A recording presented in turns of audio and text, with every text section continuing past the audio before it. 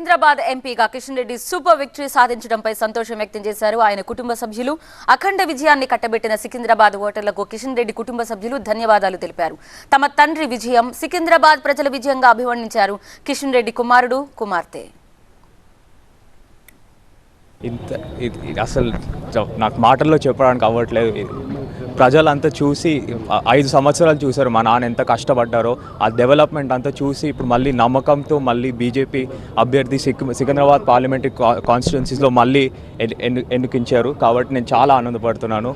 ఈసారి మళ్ళీ మోదీ గవర్నమెంట్ మళ్ళీ వస్తుంది కాబట్టి ఇది చాలా ఎంత ఉత్సాహంగా అందరూ సెలబ్రేషన్స్ చేస్తున్నారు. స్టేట్లో కూడా చాలా మంచిగా చేశాము, చాలా ఎంపీ సీట్స్ గెలిచాము. సో నేను చాలా ఆనందపడుతున్నాను.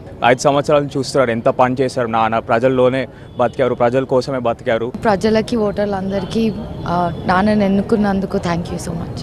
కిషన్ రెడ్డి గారు ఇంటి నుంచి పొద్దున్నే 6 o'clock బయలుదేరితే ఎలక్షన్ టైంలో రాత్రి 1-2 వరకు ఇంటికి వెళ్ళేవారు.